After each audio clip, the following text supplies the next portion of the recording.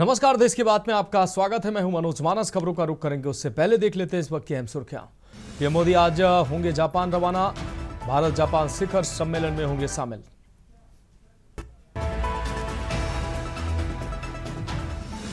हर भारतीय पैदा करे 3 बच्चे, जनसंख्या को लेकर संघ प्रमुख मोहन भागवत ने दिया बड़ा बयान। अमेजन और गूगल पर भारी टैक्स लगाओ, ट्रंप की मनमानी के खिलाफ आरएसएस से जुड़े समूह ने उठाई मांग।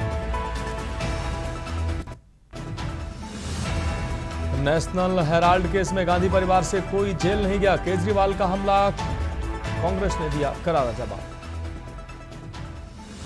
उत्तर प्रदेश में अनुशासनहीन व गैर हाजिर 10 डॉक्टरों पर गिरी गाज, डिप्टी सीएम ने गैर हाजिर डॉक्टरों को किया बर्खास्त। कानपुर में दुगनी रकम करने का लालच देकर करोड़ों की ठगी, जन सुनवाई पोर्टल पर मुख्यमंत्री से की गई शिकायत। आप देख रहे हैं के न्यूज, खबरों का सारथी। और अब खबरें विस्तार से। अगर आप भी फेसबुक और यूट्यूब जैसे माध्यमों पर सस्ता सामान बेचने का पोस्ट देखते हैं, विज्ञापन देखते हैं और फिर वह सामान खरीदने के लिए विज्ञापन दाता की बताई गई जगह पर चले जाते हैं, तो जरा सावधान हो जाइए। फरीदाबाद पुलिस ने एक ऐसे ही ग्रुप के 3 सदस्यों को गिरफ्तार किया, जिन्होंने फेसबुक पर सस्ते दामों पर जनरेटर बेचने का ऑनलाइन विज्ञापन किया और तमिलनाडु के 2 व्यापारियों को फरीदाबाद बुलाकर उनके साथ डकैती की। क्राइम ब्रांच में इस मामले में 3 आरोपियों को गिरफ्तार किया और जल्दी ही बाकी आरोपियों को गिरफ्तार करने का दावा किया है। आपको बता दें, पुलिस की गिरफ्त में नजर आ रहे ये 3 आरोपियों को जरा ध्यान से देखिए। ये आरोपी हैं जिन्होंने अपने साथियों के साथ मिलकर तमिलनाडु के 2 व्यापारियों के साथ डकैती की घटना को अंजाम दिया है। पुलिस के मुताबिक आरोपियों ने फेसबुक पर सस्ता जनरेटर बेचने के संबंध में एक पोस्ट किया, जिसे देखकर तमिलनाडु के व्यापारियों ने आरोपियों से संपर्क किया, जिसके बाद आरोपियों ने उन्हें फरीदाबाद बुला लिया। फरीदाबाद पहुंचने के बाद आरोपियों के साथियों ने व्यापारियों को अपनी गाड़ी में बैठाया और फिर 7,900 रुपये अंगूठी छीन ली। इसके बाद व्यापारियों से अपने अकाउंट में लगभग 1,05,000 रुपये ट्रांसफर करा लिए। पुलिस के मुताबिक इसके बाद व्यापारियों को मुंबई एक्सप्रेसवे पर जाकर छोड़ दिया। इस संबंध में जानकारी मिलते ही पुलिस ने एफआईआर दर्ज की और फिर मामले की जाँच शुरू कर दी है। पुलिस का दावा है कि 24 घंटे के अंदर पुलिस इस मामले को सुलझाते हुए तीनों आरोपियों को गिरफ्तार कर लेगी। हालांकि पुलिस ने आरोपियों को गिरफ्तार कर लिया। ये क्लियर करवा लो।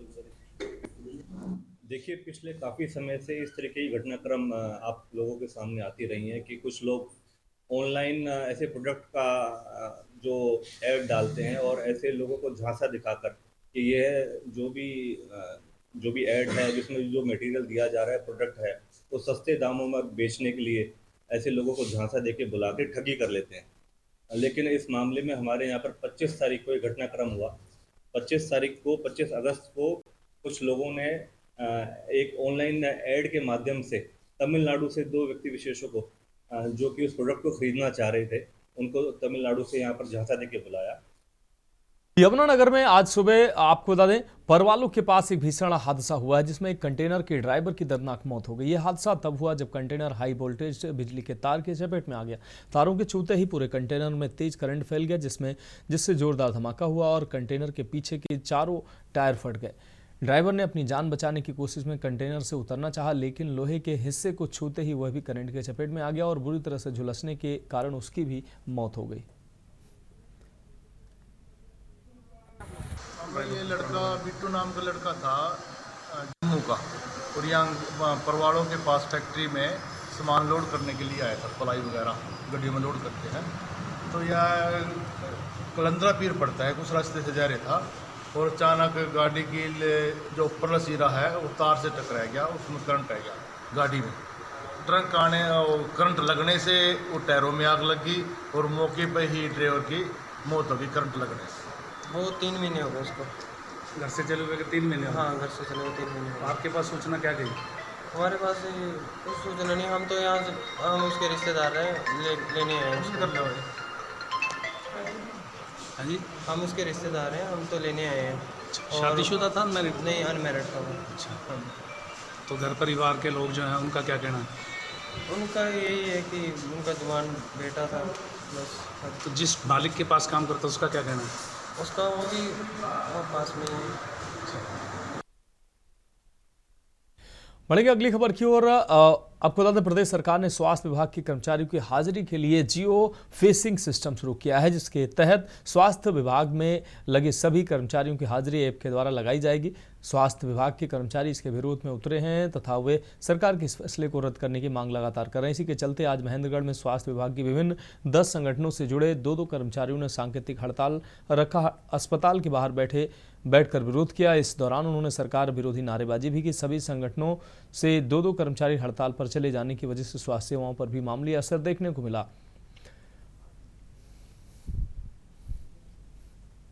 मामला ये है कि सरकार हमारे ऊपर जियो फेंसिंग की नई ऐप हमारे मोबाइल में डाल रही है, जिससे कि हमारी अब हाजिरी आगे से उसी के थ्रू लगेगी। अब हम उसका विरोध इस वजह से कर रहे हैं क्योंकि हमारे हर अस्पताल में हाजिरी रजिस्टर और बायोमेट्रिक अटेंडेंस सिस्टम है, जिसमें आने का समय व जाने का समय दोनों हैं। उसके बाद इस तीसरी ऐप की क्या आवश्यकता पड़ी? इसमें सरकार ने यह दलील दी कि कुछ कर्मचारी हैं वो ड्यूटी से अनुपस्थित रहते हैं। तो हमने बताया जब आने का और जाने के लिए बायोमेट्रिक अटेंडेंस सिस्टम है तो कर्मचारी अनुपस्थित कैसे रह रहे हैं? अंबाला में पूर्व राज्य मंत्री असीम गोयल के नेतृत्व में आए दिन भाजपा मजबूत होती जा रही है। आपको बता दें, इसी कड़ी में आज गांव उगाड़ा के सरपंच अपने दर्जनों साथियों के साथ बीजेपी में शामिल हुए। पूर्व राज्य मंत्री असीम गोयल ने सरपंच सहित ग्रामीणों को बीजेपी का पटका पहनाकर पार्टी में शामिल कराया। इस मौके पर असीम गोयल ने नए सदस्यों का भाजपा में स्वागत करते हुए कहा कि आज भाजपा के प्रति लोगों का विश्वास बढ़ा है। दूसरी पार्टियों में भगदड़ मची। असीम गोयल ने कहा कि कांग्रेस मुक्त अंबाला का सपना हम साकार करने जा रहे हैं। पीछे भारतीय जनता पार्टी जिंदाबाद, भारतीय जनता पार्टी जिंदाबाद। आज उगाड़ा गांव के सरपंच ने अपनी पूरी टीम के साथ भारतीय जनता पार्टी के परिवार को ज्वाइन करा है और आप देख रहे हैं कि हमारे ऊपर दूसरी पार्टियों में भगदड़ मची और हमारे ऊपर लगातार प्रेशर है कि भारतीय जनता पार्टी में उनको लगातार शामिल कराया जाए। लेकिन हम उन लोगों को जो चुनाव के समय पार्टी को छोड़ के जिन्होंने जाने का काम किया, विश्वासघात किया।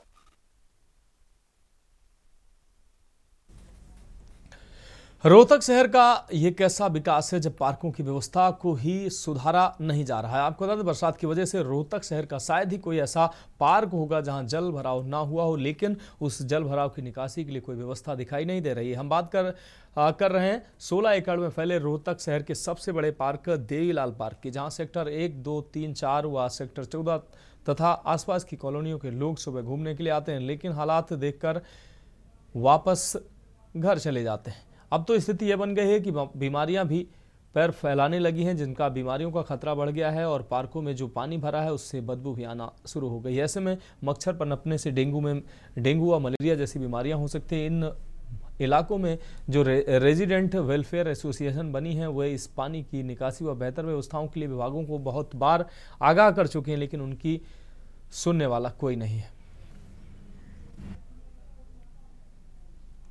सेक्टर 4 एक्सटेंशन रेजिडेंट सेक्टरों में पार्क हैं, शहर में पार्क हैं, उनके बुरा हाल है, जल भराव की स्थिति बनी हुई है, घूमने के लायक नहीं है। इसकी जिम्मेवार कौन है और क्यों नहीं पानी निकाला? हमारा जो मामला है सेक्टर 4 एक्सटेंशन है वो टोटली SSBP से संबंधित है, निगम से हमारा नहीं, क्योंकि हम अभी एंड ओवर नहीं है, तो हमारा सारा जो है ना वो HSBP से है। धन्यवाद और नमस्कार। रोज़ सुबह सुबह जैसे ही उठता हूँ बिस्तर से, 2 पोते हैं, दोनों पोते 4 पाइये साथ खड़े होते हैं, दादा पार्क में चलो ना, देवीलाल पार्क में चलो ना, तब देवीलाल पार्क में चलो ना। उनके आगे हाथ जोड़ के बका देते हैं, अरे क्या करें, वहाँ बीमार हो जाओगे, क्या करें। और एक्चुअल में देखो, आप लोग भी देख रहे हो, बीमार होने की जगह ही बन गई है ये। लावत और सेक्टर 1 का RWA का चेयरमैन और जो हमारे जितने भी सेक्टर्स हैं या रोहतक के अंदर ऑल सेक्टर जो RWA रेजिडेंट वेलफेयर है उसका मैं कन्वीनर भी हूँ। और हम पिछले काफ़ी सालों से इस समस्याओं को उठा रहे हैं कि जो हमारे पानी की समस्या है या जो सीवर वगैरह है या जो स्टोन वाटर की लाइनें हैं ये सारी खराब हुई पड़ी हैं, तो एडमिनिस्ट्रेशन इनका जो है ना समाधान करे। बढ़ेंगे अगली खबर की ओर। आपको अमृतसर के अजनाला हल्के बाढ़ का पानी यहां पर गांव में फैल गया है, जिससे सैकड़ों बीएसएफ जवान फंसे हुए हैं। सांसद गुरजीत सिंह औजला ने हालात की गंभीरता को देखते हुए प्रधानमंत्री, गृह मंत्री, रक्षा मंत्री और मुख्यमंत्री भगवंत मान से तत्काल रेस्क्यू ऑपरेशन शुरू करने की अपील की है। औजला ने कहा कि इस समय माली नुकसान से ज़्यादा जानी नुकसान की आशंका है, इसलिए जवानों को जल्द से जल्द सुरक्षित बाहर निकाला जाना बेहद जरूरी है। उन्होंने प्रभावित गांवों की डिटेल साझा कर केंद्र और राज्य सरकार से त्वरित कार्रवाई की मांग की।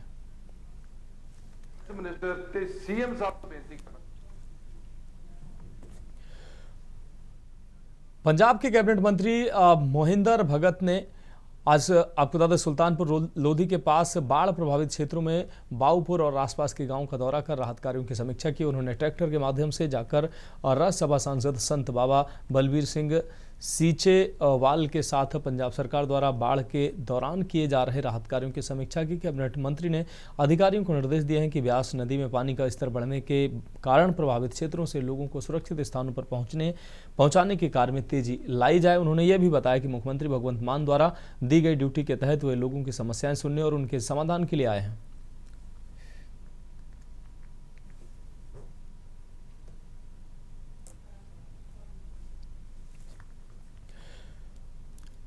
मोगा के कबाड़ी बाजार में आज एक टायर की दुकान के गोदाम में शॉर्ट सर्किट के कारण भीषण आग लग गई। आग की लपटें और धुआं दूर दूर तक दिखाई दे रहा है। घटना के समय पास की दुकान के मालिक अशोक धमीजा और ट्रैफिक पुलिसकर्मी सुखमिंदर सिंह ने धुआं देखकर तुरंत फायर ब्रिगेड को सूचना दी। दमकल की गाड़ियां 5 मिनट के भीतर मौके पर पहुंच गई। गोदाम गहरा होने के कारण दमकल कर्मियों ने उसकी जाली तोड़कर पानी डाला और आग पर काबू पाया। मेयर बलजीत सिंह छानी ने बताया कि आग बुझाने के लिए 5 से 6 गाड़ियां लगी। आसपास के दुकानदारों और ट्रैफिक पुलिसकर्मियों ने भी गोदाम से काफी सामान बाहर निकालने में मदद की। गनीमत रही इस घटना में कोई जनहानि नहीं हुई।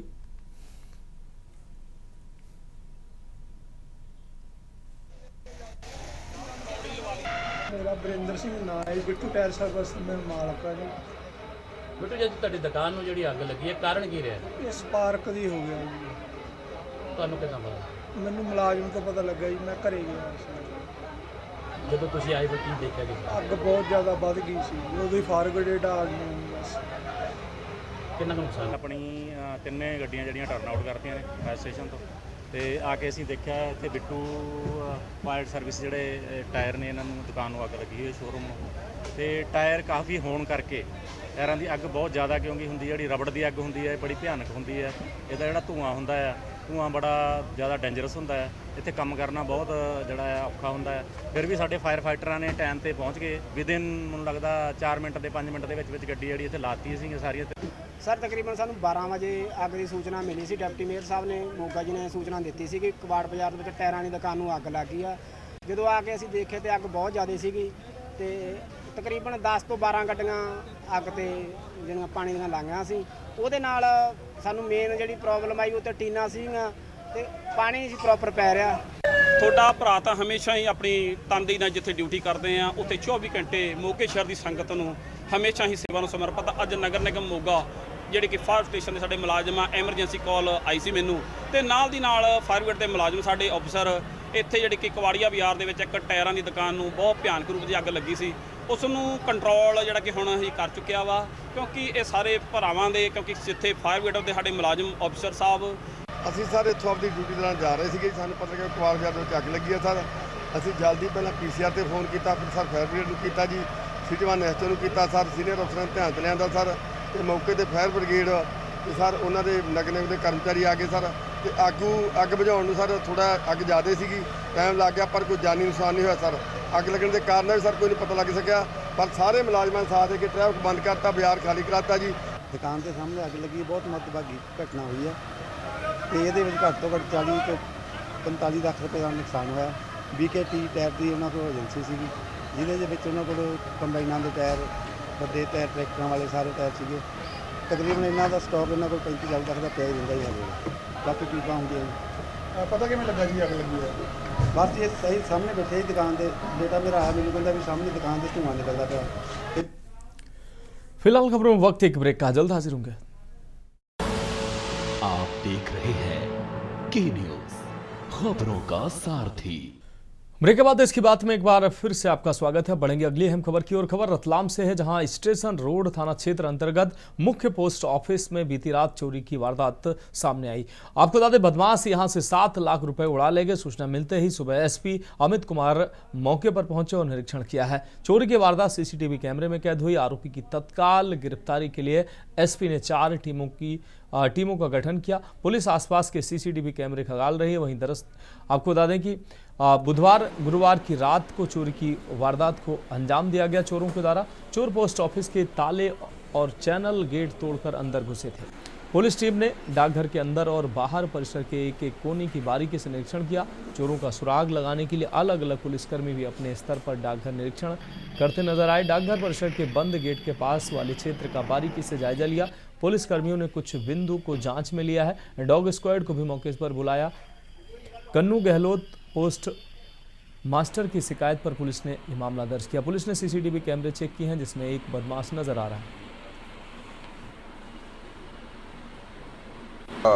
आज सुबह जो जानकारी ये मिली थी कि लगभग 3 से 4 के बीच में एक चोरी की वारदात हुई जनरल पोस्ट ऑफिस में रतलाम में। लगभग 7 लाख की चोरी हुई है। चोरी में जो है कायमी की जा रही है।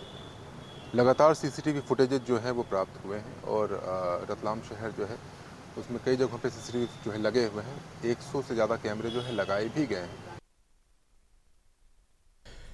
बढ़ेंगे अगली खबर की ओर। रतलाम जिले के सैलाना क्षेत्र में भ्रष्टाचार के खिलाफ बड़ी कार्रवाई की गई है। उज्जैन लोकायुक्त टीम ने गुरुवार को ट्रैप की कार्रवाई कर कृषि विस्तार अधिकारी मगनलाल मेड़ा को 10,000 रुपए की रिश्वत लेते रंगे हाथ पकड़ा है। आपको बता दें कि पिछले 6 माह के भीतर रतलाम जिले में आधा दर्जन से अधिक पटवारी कर्मचारियों के खिलाफ भ्रष्टाचार की कार्रवाई हुई। इससे स्पष्ट है कि रतलाम जिले में भ्रष्टाचार अव्वल स्थान पर कायम है। शिकायतकर्ता विजय सिंह राठौर निवासी ग्राम सकरावदा ने 26 अगस्त 2025 को उज्जैन लोकायुक्त में शिकायत दी थी। उन्होंने बताया कि मई माह में कीटनाशक खाद व बीज की दुकान खोलने के लिए लोक सेवा केंद्र के माध्यम से आवेदन किया था। ये आवेदक हैं सकरावदा ग्राम के विजय सिंह राठौर, पिता नरेंद्र सिंह राठौर। इनके द्वारा 26 अगस्त को लोकायुक्त कार्यालय उज्जैन में श्रीमान पुलिस अधीक्षक महोदय को एक शिकायती आवेदन पत्र दिया था। उसमें इन्होंने बताया था कि कृषि विस्तार अधिकारी सैलाना श्री मगनलाल मेड़ा इनसे खाद बीज व दवाई का लाइसेंस की हार्ड कॉपी सील वगैरह लगाकर देने के लिए 30,000 रुपये की रिश्वत की मांग कर रहे हैं। हर साल की तरह इस साल भी 1 दिवसीय खेल महोत्सव का आयोजन किया गया है, जिसमें सामाजिक कार्यकर्ता अभिनय चक्रवर्ती के जन्म दिवस के अवसर पर खेलों को बढ़ावा देने के उद्देश्य से 28 अगस्त को रानीताल खेल परिसर पर खेल महोत्सव का आयोजन किया गया, जिसमें कबड्डी, खो-खो, योगासन, बॉक्सिंग, कुश्ती, हॉकी का जिला स्तरीय प्रतियोगिता का आयोजन रखा गया। प्रतियोगिता का उद्घाटन महापौर जगत बहादुर सिंह अन्नू और अध्यक्षता उत्तर मध्य के विधायक अभिलाष पांडे विशिष्ट अतिथि के रूप में बीजेपी के नगर अध्यक्ष रत्नेश सोनकर, प्रशांत मिश्र, संस्थापक महाकौशल क्रीड़ा परिषद द्वारा किया गया। इस अवसर पर मध्य प्रदेश खो-खो सचिव संजय यादव, योगासन के प्रदेश सचिव दीना ठाकुर, शानू यादव मंचासीन रहे। प्रवेश के लिए इच्छुक टीम ने कबड्डी में हिस्सा लिया। इस आयोजन की प्रशंसा समस्त जबलपुर शहर में की गई।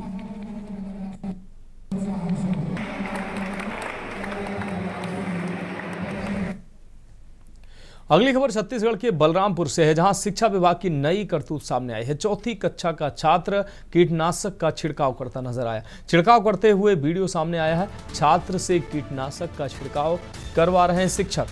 अब दोषी शिक्षक के खिलाफ कार्रवाई की मांग की गई है। सोनहत गांव के चिरवा पारा प्राथमिक विद्यालय प्राथमिक स्कूल का ये पूरा मामला है। आप तस्वीरों में देख सकते हैं, 4वीं क्लास के छात्र से अध्यापक कीटनाशक का छिड़काव कर रहे हैं। बिना किसी सुरक्षा के इन मासूमों से कीटनाशक का छिड़काव कराया जा रहा है। सोनहत गांव के चिरवा पारा प्राथमिक स्कूल का ये पूरा मामला है।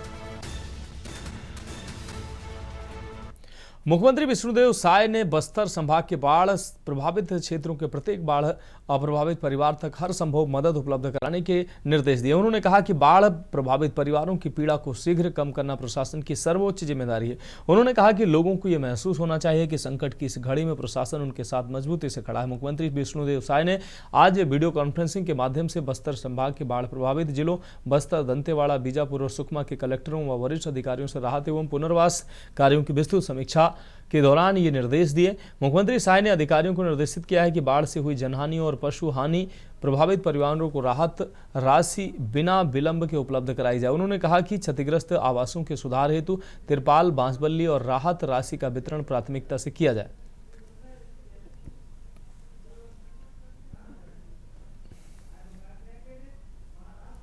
धमतरी से एक अहम खबर सामने आ रही है, जहां पुलिस ने नशे के खिलाफ अपनी मुहिम को और तेज करते हुए एक बड़ी कार्रवाई को अंजाम दिया। धमतरी पुलिस ने रिसाई पारा इलाके में छापेमारी कर 3 युवकों को हेरोइन बेचते रंगे हाथों गिरफ्तार किया। पुलिस को मिली गुप्त सूचना के आधार पर सिटी कोतवाली थाना पुलिस ने रिसाई पारा के कोडूमल धर्मशाला के पास घेराबंदी की और 3 संदिग्धों को पकड़ा है। पूछताछ में आरोपियों ने अपने नाम मुकेश कुमार मुजम्मिल उर्फ मज्जू खान और सैयद नसीम खान बताएं, जो धमतरी के ही रहने वाले हैं। तलाशी के दौरान पुलिस ने आरोपियों के पास से 13.06 ग्राम हेरोइन, जिसकी कीमत करीब 63,000 रुपये है, के साथ 11,040 रुपये नगद, 3 मोबाइल फोन, एक इलेक्ट्रॉनिक तौल मशीन, सिल्वर पन्नी और अन्य सामान जब्त किया है। कुल जब्त सामग्री की कीमत करीब 98,340 रुपये आंकी गई। धमतरी जिले में जैसा कि आप सब जानते हैं कि नशा एवं अन्य मादक पदार्थ जो भी अवैध गतिविधियां हैं उस पर पुलिस लगातार नकेल कसती जा रही है। इसी कड़ी में एक और कार्रवाई हुई है। हमें कुछ अपने मुखबिरों से सूचना मिली कि रिसाईपारा के पास 3 युवक जो हैं वो हेरोइन, जिसे कि आम बोलचाल की भाषा में चिट्टा कहते हैं, वो बेचने का प्रयास कर रहे हैं। त्वरित कार्रवाई करते हुए सिटी कोतवाली की पुलिस टीम और वहाँ के जो सदस्य हैं उन्होंने मुखबिरों से कांटेक्ट करते हुए हमारे गवाहों को बुलाया, मौके पे उनके समक्ष जाके 3 लोगों की तलाशी ली।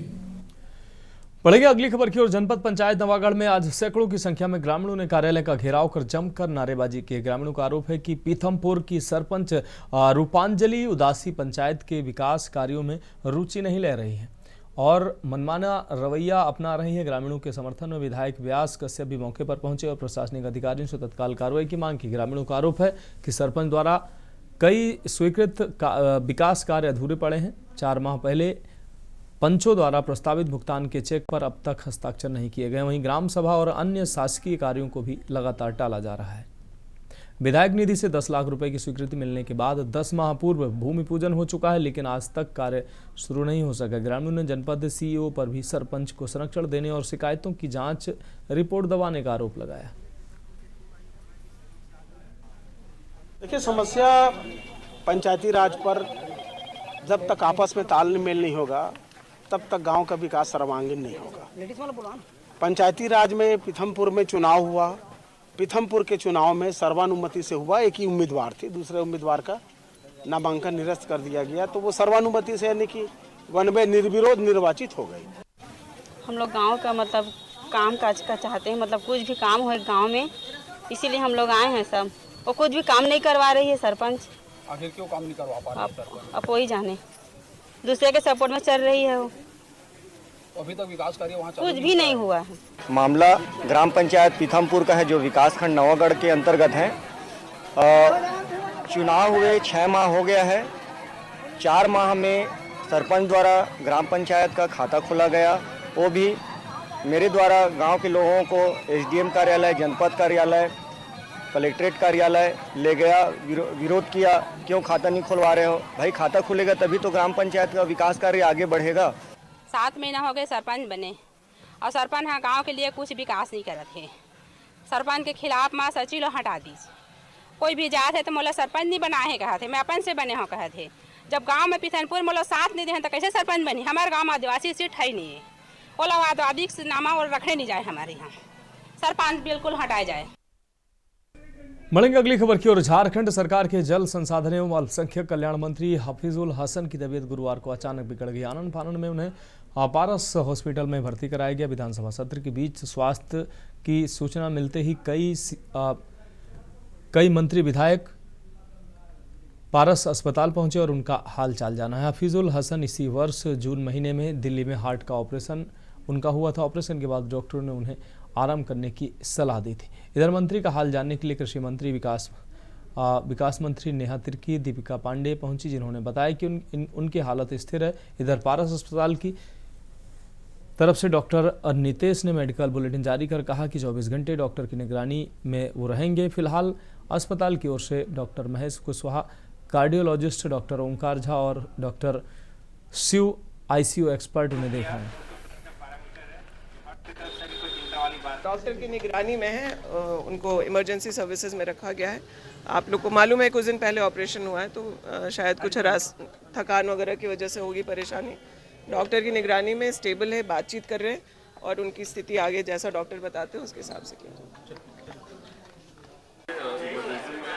ज़्यादा सांस की दिक्कत के साथ आई थी, तो सांस की दिक्कत की जो जितने संभावित कारण होते हैं उनके लिए इनका वर्कअप किया गया। तो जो इनकी हिस्ट्री थी हार्ट की प्रॉब्लम की, बट हार्ट की तरफ से ये डॉक्टर महेश ने देखा, मतलब वो स्टेबल ही लगे। तो हमने फिर बाकी कारण जो होते हैं उनकी वर्कअप किया। तो सीटी स्कैन में और जो एक ईवीजी करके जाँच होता है उसको फेफड़े की थोड़ी प्रॉब्लम आई। फिलहाल खबरों में वक्त एक और ब्रेक का, जल्द हाजिर होंगे। आप देख रहे हैं के न्यूज़, खबरों का सारथी। ब्रेक के बाद इसकी बात में एक बार फिर से आपका स्वागत है। आप रुख अगली खबर का करेंगे। राष्ट्रीय महिला आयोग की सदस्य ममता कुमारी ने हाल ही में साहिबगंज का दौरा किया। इस दौरे का मुख्य उद्देश्य वन स्टॉप सेंटर में एक नाबालिग लड़की के साथ हुए दुष्कर्म के प्रयास की घटना की जांच करना था। जांच के दौरान ममता कुमारी ने पीड़ित बच्ची से मिलकर घटना की विस्तृत जानकारी ली। उन्होंने इस घटना को जघन्य अपराध बताया। पीड़ित परिवार को न्याय दिलाने के लिए उन्होंने सरकार से 5 लाख रुपए का मुआवजा देने की मांग की। उन्होंने ये भी कहा कि वह इस मामले को लेकर साहिबगंज की पुलिस अधीक्षक अमित कुमार से भी मिलेंगी। उनका लक्ष्य पुलिस के सामने सभी तथ्य रखना है ताकि पीड़ित को जल्द से जल्द न्याय मिल सके। के साथ दुष्कर्म करने का प्रयास किया गया था। एक बाल अधिकारी के साथ, वो चेयरमैन के पद पर रहते हैं। वहाँ पर एक घटना जब छपी तो हमने सुमोटो लिया और सुमोटो के तहत आज हम लोग जाँच में आए थे। और जांच में आने के क्रम में हमने ये पाया कि वो बच्ची के साथ जो घटनाएं हुई है वो बहुत ही निंदनीय घटना है। और हमारी बच्चियां कब तक ये बर्दाश्त करती रहेंगी? कैसे, मुझे समझ में नहीं आता है कि आखिर समाज कब सुधरेंगे। साहिबगंज जिले के तालझारी थाना पुलिस ने छोटी भगियामारी गांव के नया टोला से अवैध हथियार के साथ रील बनाते हुए 2 युवकों को गिरफ्तार किया, जिनकी जानकारी प्रेस कॉन्फ्रेंस कर राजमहल एसडीपीओ बिमलेश कुमार त्रिपाठी ने दी। वहीं एसडीपीओ ने बताया कि तालझारी थाना क्षेत्र के ग्राम छोटी भगियामारी के नया टोला के 2 लड़के देसी कट्टा के साथ रील बनाते देखे गए। दोनों लड़कों के द्वारा देसी कट्टा के साथ अपना फोटो और वीडियो बनाकर व्हाट्सएप के माध्यम से सर्कुलेट किया गया था। इसके बाद एसपी के निर्देश पर एसआईटी गठन कर संभावित ठिकानों पर छापेमारी करके दोनों युवक को गिरफ्तार कर जेल भेज दिया गया। कल दिनांक 27/8/25 को पुलिस अधीक्षक महोदय साहिबगंज को ऐसी गुप्त सूचना प्राप्त हुई कि तालझारी थाना क्षेत्र के छोटी भगियामारी ग्राम में 2 लड़के देसी कट्टा के साथ रील बनाते हुए देखे गए। इस संबंध में दोनों व्यक्तियों की गिरफ्तारी एवं आवश्यक कार्रवाई हेतु पुलिस अधीक्षक महोदय साहिबगंज के द्वारा एक छापामारी दल का गठन किया गया। छापामारी दल के द्वारा उन दोनों लड़कों को पकड़ा गया और उनके निशानदेही पर एक देसी कट्टा बरामद किया। झारखंड के गोड्डा जिले के महागामा थाना क्षेत्र के कस्बा गांव स्थित आपको बता दें उम्मुल मोमिन जामिया आयशा लिल बनात मदरसे में एक छात्रा की मौत का मामला सामने आया। मृतका की पहचान बिहार के सनोखर थाना क्षेत्र के कुसाहा की रहने वाली 14 वर्षीय अमनूर खातून के रूप में हुई। वह पिछले 7 सालों से इस मदरसे में मौलवी की पढ़ाई कर रही थी। वहीं परिजनों और मामी सालिफान खातून ने मदरसे के मौलवी पर हत्या का आरोप लगाया। उनका कहना है कि मौलवी ने छात्रा को फांसी लगाकर मार दिया है। बच्ची के गले में दाग है। इस घटना के बाद कई अभिभावक अपनी बच्चियों को घर लेकर चले गए। एसडीपीओ चंद्रशेखर आजाद के अनुसार प्रथम दृष्टया मामला आत्महत्या का लग रहा है। पुलिस मामले की जांच कर रही है।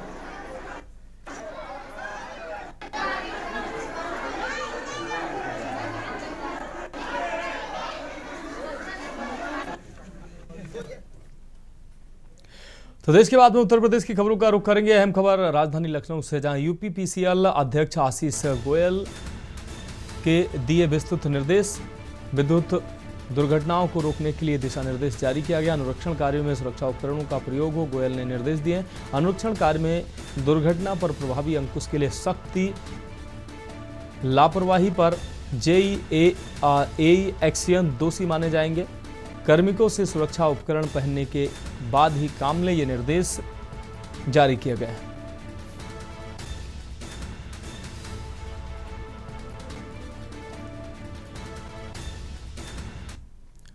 और अगली खबर भी लखनऊ से, अनुशासनहीन व गैर हाजिर 10 डॉक्टरों पर गाज गिरी है। डिप्टी सीएम ने गैर हाजिर डॉक्टरों की बर्खास्तगी के निर्देश दिए हैं। लखनऊ के 4 चिकित्सक व 1 डाटा एंट्री ऑपरेटर बर्खास्त।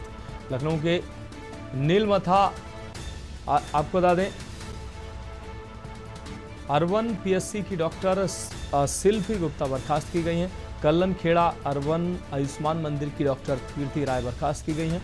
चौपटिया के डॉक्टर मोहसिन रजा बर्खास्त किए गए हैं। कटरा बिजन बेग के डॉक्टर मुस्तकुल आफरीन कुरैसी बर्खास्त किए गए हैं। Data entry operator Sarita Kumari को बर्खास्त किया गया है। 6 चिकित्सकों के खिलाफ बर्खास्तगी की कार्रवाई की गई है।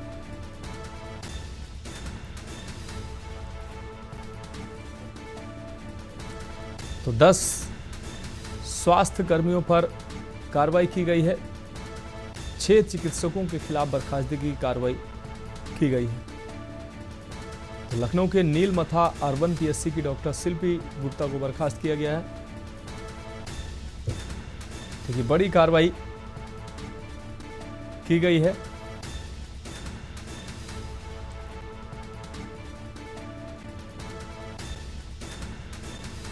अनुशासनहीन व गैर हाजिर 10 डॉक्टरों पर गिरी है गाज। लखनऊ से हम खबर अपने दर्शकों को दिखा रहे हैं।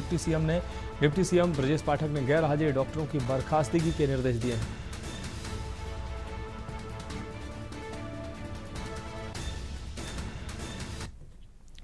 बढ़ेंगे अगली खबर की ओर। लखनऊ से अगली खबर है, किसानों को उर्वरक उपलब्ध कराने को सरकार प्रतिबद्ध है। भारत सरकार से संपर्क कर उर्वरक आपूर्ति सुचारू रूप से जारी किया जाए। भारत यूरिया जैसे नामों से भ्रमित होने की आवश्यकता नहीं है। समान गुणवत्ता वाले उर्वरक कराए जा रहे हैं उपलब्ध।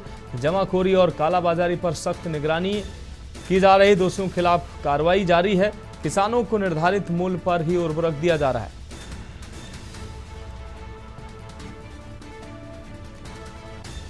जमाखोरी और कालाबाजारी पर सख्त निगरानी की जा रही है।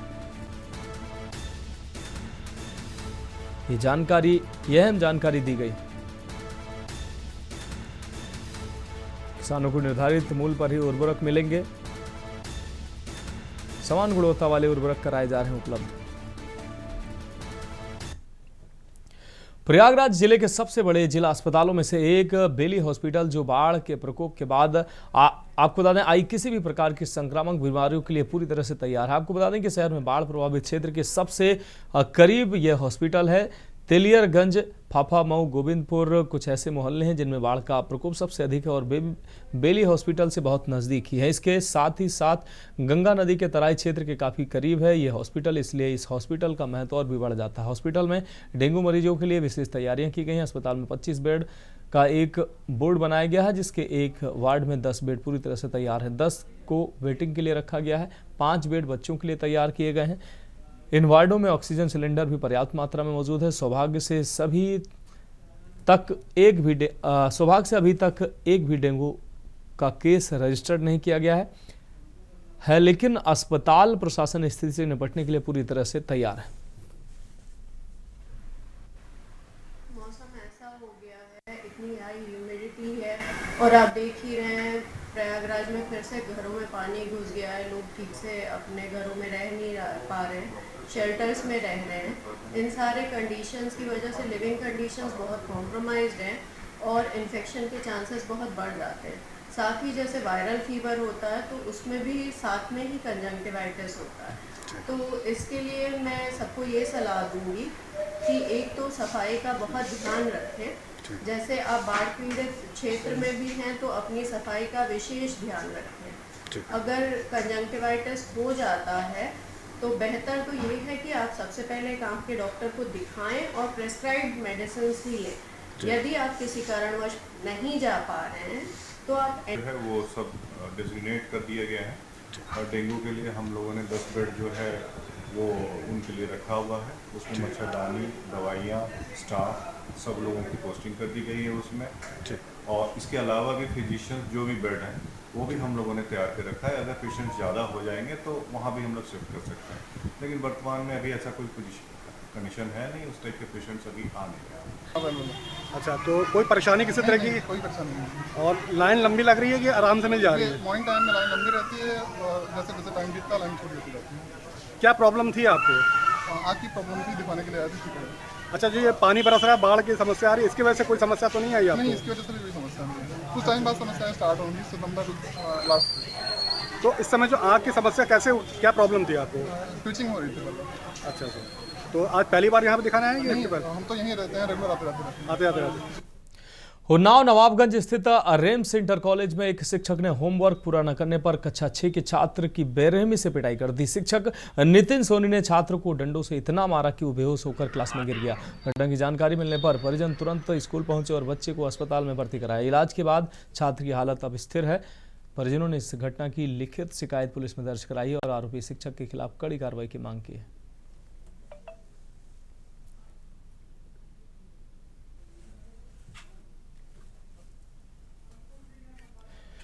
और इस खबर पर हम अपडेट के लिए हमारे संवाददाता अंकुर सिंह हमारे साथ जुड़ गए हैं।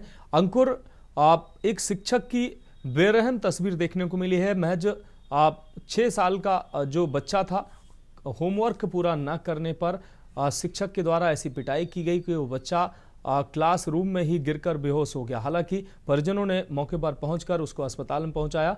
अब उसकी हालत स्थिर बताई जा रही है, लेकिन कहीं ना कहीं ये शिक्षक द्वारा शर्मसार करने वाली घटना सामने आई है। जी, मैं बताना चाहूंगा, शिक्षक जो होता है हमारे समाज में भगवान का रूप होता है, उसको प्रथम दर्जा दिया गया है।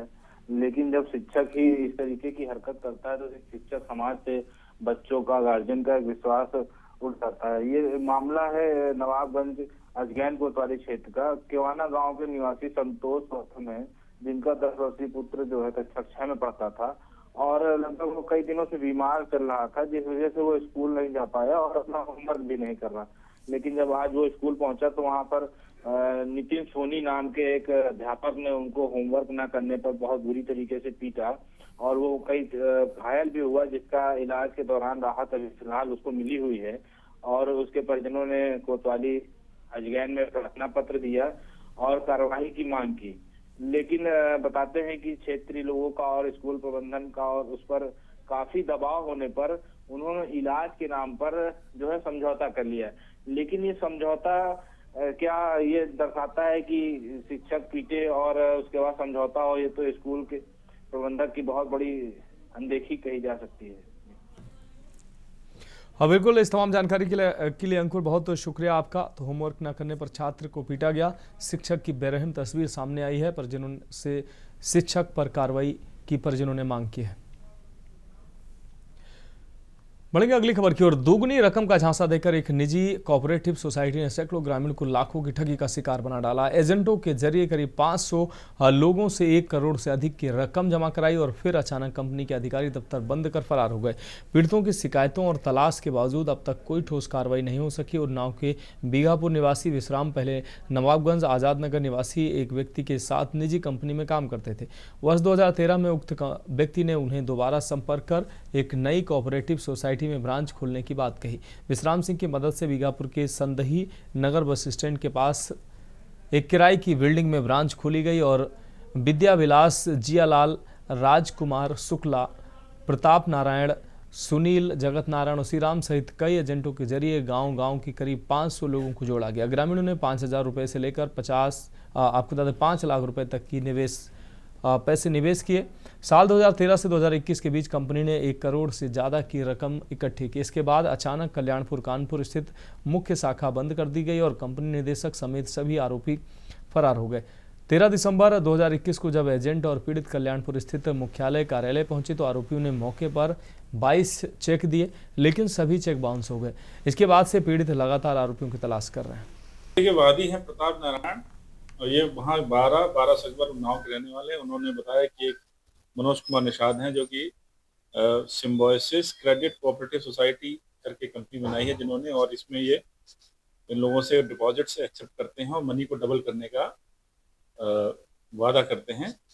और उन्होंने कंप्लेंट करी हमारे एसएसपी साहब के पास, कमिश्नर साहब के पास, लेकिन प्रथम दृष्टया मामला बीघापुर का है और जो जांच आई उसमें ये फ्रॉड का मामला समझ में आ रहा है और कई लोगों के साथ इन्होंने ऐसा फ्रॉड किया है। तो संबंधित अधिकारी को हम लोग उन्नाव में फॉरवर्ड कर रहे हैं, वहां से अग्रिम कार्रवाई की जाएगी। अगली अहम खबर कानपुर से, जहां कानपुर में कर्मचारी भविष्य निधि संगठन नई दिल्ली के दिशा निर्देशन पर दिनांक 27 अगस्त को क्षेत्रीय भविष्य निधि कार्यालय कानपुर द्वारा अपने कार्य क्षेत्र के अंतर्गत आने वाले सभी 15 जिलों फतेहपुर, उन्नाव, कानपुर देहात, कन्नौज, फर्रुखाबाद, इटावा, औरैया, महोबा, बांदा, चित्रकूट, झांसी, ललितपुर, जालौन एवं हमीरपुर में निधि आपके निकट 2.0 जिला संपर्क कार्यक्रम का आयोजन किया, जिसमें भविष्य निधि सदस्यों, पेंशनरों और नियोक्ताओं की समस्याओं का निस्तारण किया गया। इसी क्रम में जिला फर्रुखाबाद में राम रक्ष पब्लिक स्कूल फतेहगढ़ में आयोजित कार्यक्रम में श्री संत राम जिला नोडल अधिकारी, लेखाधिकारी व श्री प्रत्युष दुबे एसएसए एवं अभिषेक जेटीओ द्वारा कर्मचारी भविष्य निधि संगठन की योजनाओं तथा प्रधानमंत्री भारत विकास रोजगार योजना के बारे में विस्तृत जानकारी दी गई।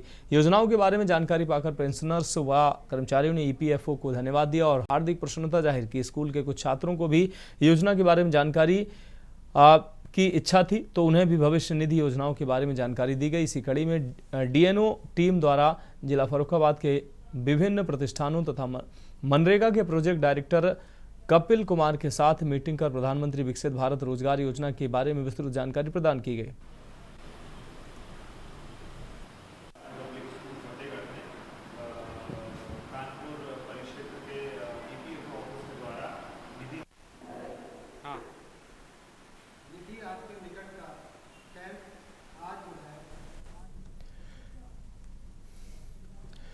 जम्मू में आई आपदा के कारण पठानकोट में पुल टूटने से बाराबंकी के 32 श्रद्धालु 3 दिनों से फंसे हुए हैं। ये सभी श्रद्धालु 23 अगस्त को दर्शन के लिए रवाना हुए थे। फंसे हुए श्रद्धालुओं में से एक दीपक वर्मा ने एक वीडियो जारी कर अपनी स्थिति की जानकारी दी। पुल टूटने की वजह से सभी ट्रेनें रद्द कर दी गई हैं, जिसके कारण ये सभी श्रद्धालु श्री बांके बिहारी गोरखा मंदिर में ठहरे हैं। ये सभी श्रद्धालु बाराबंकी जिले की सिरौली गौसपुर तहसील के भरतीपुर गाँव के रहने वाले हैं।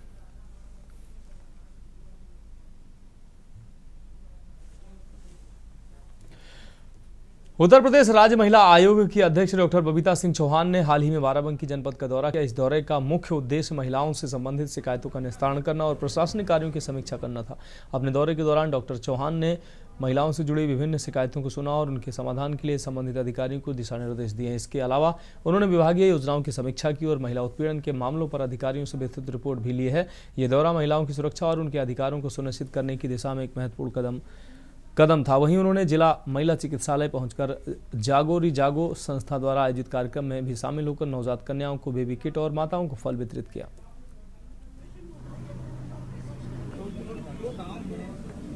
महिला उत्पीड़न के मामले पहले से तो निश्चित रूप से कम हुए हैं। उसमें बहुत सारी चीजें हैं कि कुछ जैसे हमारे द्वारा या सरकार के जागरूकता के अभियान भी बहुत चलाए जा रहे हैं।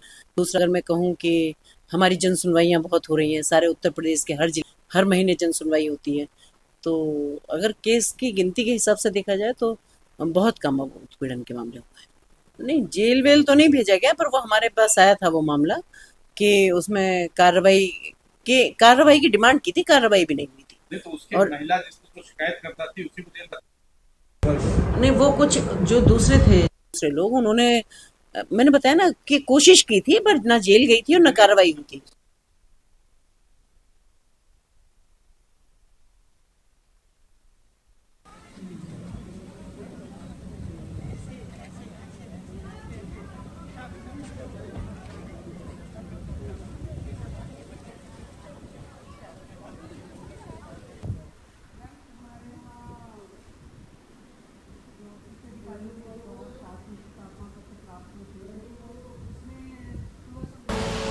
आप देख रहे हैं के न्यूज, खबरों का सारथी।